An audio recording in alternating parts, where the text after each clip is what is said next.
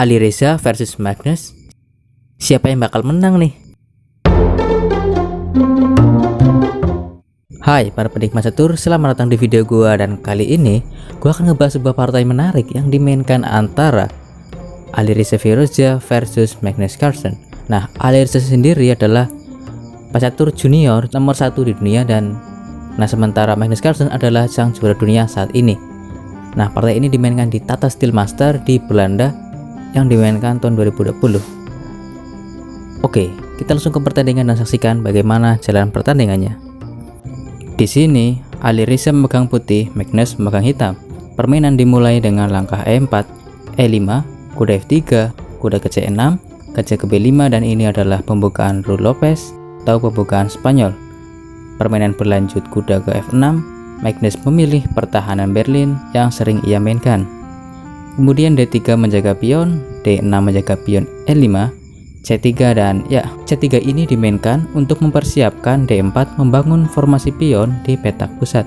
Nah, kemudian permainan berlanjut dengan A6 menyerang gajah, lalu gajah mundur ke A4, gajah ke E7 memberi ruang untuk rokade pendek dari putih, rokade pendek dari hitam, benteng ke E1 menjaga pion E4 sehingga nanti pion D bisa maju ke D4.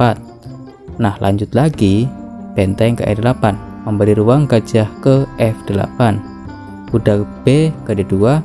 Nah, ini nih tipikal langkah dalam opening ini di mana kuda nantinya bakal melakukan manuver ke F1 G3 atau ke E3 menuju petak F5, dan lanjut Magnus gajah ke F8.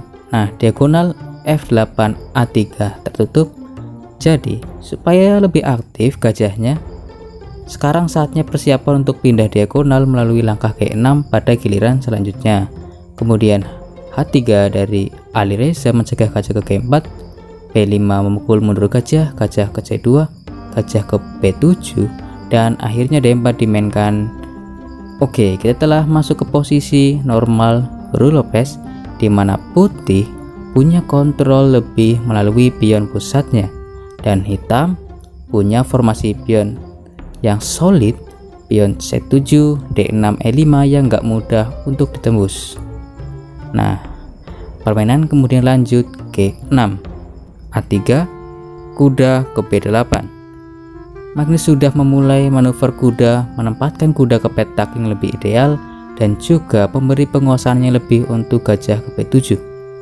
Melihat langkah ini, respon Alireza adalah D5. Pucuk dicinta, ulam pun tiba. Niat Alireza mendapat ruang yang lebih di pusat, tapi sayangnya justru langkah ini memberi Magnus permainan aktif yang dimulai dari langkah C6 menyerang pion D5, C4. Alireza mempersolid pionnya. Nah, jika hitam menukar pion, maka ini hanya membuat kuda D2 menjadi lebih aktif. Jadi ya, dia lebih memilih kuda B ke D7, dan kuda bisa datang ke C5 atau ke B6. Kemudian Alireza A4. Nah, Alireza memajukan pion A-nya kembali, membuktikan ke dirinya sendiri bahwa langkah A3 hanyalah langkah yang membuang-buang waktu.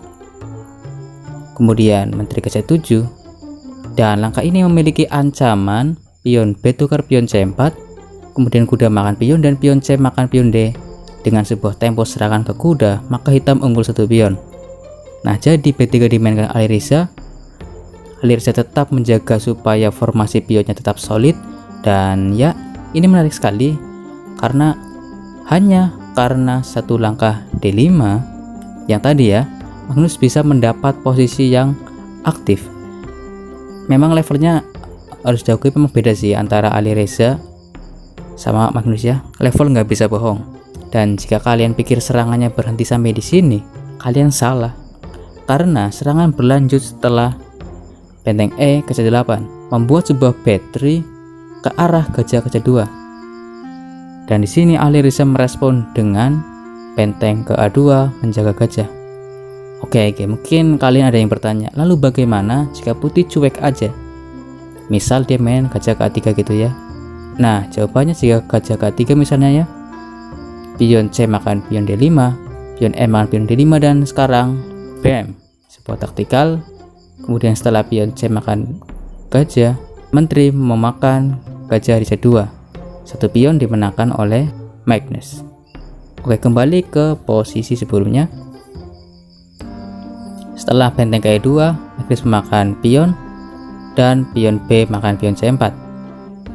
Oke, Alireza masih tetap menjaga formasi pion tetap solid, dan sekarang terbukalah B file yang bakal dimanfaatkan benteng. Tapi sebelum benteng ke B8, Magnus memainkan langkah A5. Langkah ini memberi petak untuk gajah di A6, petak yang lebih ideal pada posisi ini. Mengingat diagonal tertutup juga gajah ini menutup B file yang bakal dipakai benteng. Oke, permainan lanjut, kuda ke F1, gajah ke A6, menyerang pion C4, kuda ke E3, kuda ke C5 menyerang pion 2 kali, kuda ke D2 menambah penjagaan pion. Nah, di sini posisi Magnus makin aktif, posisi Alireza makin pasif. Kemudian pion C makan pion D5, pion makan pion, benteng A ke B8, gajah ke A3, menteri ke D8, menteri ke F3 dan H5. Nah, Magnus mempersiapkan gajah ke A6. Tetapi sebelum itu dia memajukan pionnya lebih jauh lagi. Untuk apa? Kita akan lihat di langkah berikutnya. Kemudian benteng A ke A1, mencoba menukar benteng lewat benteng ke B1, gajah ke H6, benteng A ke B1, dan benteng makan benteng. Magnus menukar benteng untuk tetap menjaga temponya. Benteng makan benteng, raja ke G7, menjaga kuda agar sekarang menteri bisa bergerak melakukan serangan. Kemudian lanjut lagi, kuda E ke F1, H4 memajukan pion, kuda ke E3, gajah ke F4. Nah, Magnus Carlsen di sini terus meningkatkan posisinya. Kuda E ke F1, dan sementara itu Alireza hanya bisa bolak-balik memainkan kudanya, kebingungan. Tentu saja dalam posisi kayak gini memang sulit sih untuk bermain dalam posisi Alireza ini, karena posisi Magnus sudah terlalu aktif. Ya, mau bagaimana lagi? Oke, permainan lanjut, menteri ke C7, G3 mencoba mengusir gajah, tapi sayangnya setelah pion makan pion, pion F makan pion, gajah ke H6, dan sekarang terciptalah kelemahan di diagonal yang ini dan baris ke-7 ya. Sekarang yang Magnus butuhkan adalah memanfaatkan kelemahan ini, dan itu bisa kalian lihat di langkah berikutnya. Lanjut H4. Nah, lagi-lagi Alireza menambah kelemahan, dan kali ini di diagonal yang ini. Kemudian Magnus menjawab dengan menteri ke D7, menyerang pion 2 kali, raja ke G2. Alireza membiarkan hitam makan pion karena gajah makan kuda, menteri makan gajah, dan Alireza mendapat pion balik setelah gajah makan pion D6. Dan ya, sekarang waktunya menteri ke D4, memanfaatkan diagonal yang ini. Dan juga sekarang menyerang kuda D2, dan ancaman selanjutnya adalah benteng C2 mulai memanfaatkan baris ke-7. Sangat kuat sekali. Dan di sini Alireza memainkan langkah terbaik, tapi sayangnya masih belum cukup ya, yaitu langkah menteri ke F2. Mencoba menukarkan menteri, dan Magnus cukup tukar menteri, sekak, raja makan menteri. Dan di sini langkah penting, gajah makan kuda F1. Alireza akhirnya menyerah. Kenapa? Karena di sini karena ada ancaman ke kuda ya. Jadi di sini kuda harus makan gajah, dan kuda makan pion E4, sekak, dan menyerang gajah. Ini adalah garpu, dan pastinya hitam bakalan menang satu perwira. Jadi gitu ya, akhirnya Alireza menyerah. Oke, ini sebuah peragaan permainan yang sangat cantik dari Magnus Carlsen melawan Alireza. Oke teman-teman semuanya, sudah untuk kali ini video gua, dan ya saatnya gue pamit undur diri. Like jika kalian suka, subscribe jika kalian ingin mengikuti video gua selanjutnya. Salam pecinta catur, Gens Unasumus, kita satu keluarga.